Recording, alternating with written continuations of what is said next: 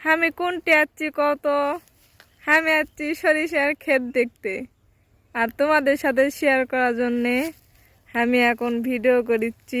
এই হচ্ছে আমাদের গ্রামের দৃশ্য। তোমরা যারা শহরে থাকো তারা তো দেখতে পাও না, তাই তোমাকে দেখানোর জন্য আমি ভিডিও করিচ্ছি।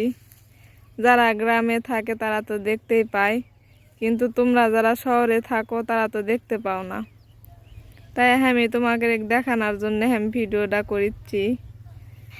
আর সবাই দেখালাও চারিদিকে কত সুন্দর ফুল ফুটে আছে। আর এই সরিষার ফুল দিয়া তোমরা কে বড়া বানা খাছো আমাকে না বলবা, আমরা খাই। সরিষা ফুলের বড়া খেতে অনেক মজা লাগে।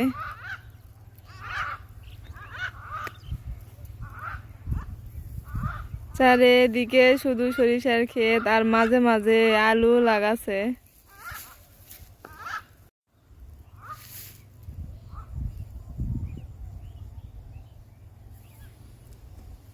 আর এই জায়গাতে আবার কে বা একটা ভেড়া একটা ছাগল বান্ধা থুয়ে গেছে। হায় রে মা, শিয়াল ধরবে না। গ্রামে জন্ম না নিলে এত সুন্দর দৃশ্য আমি কখনোই দেখা পানো নানি, আর তোমাকেও দেখাবার পানো নানি।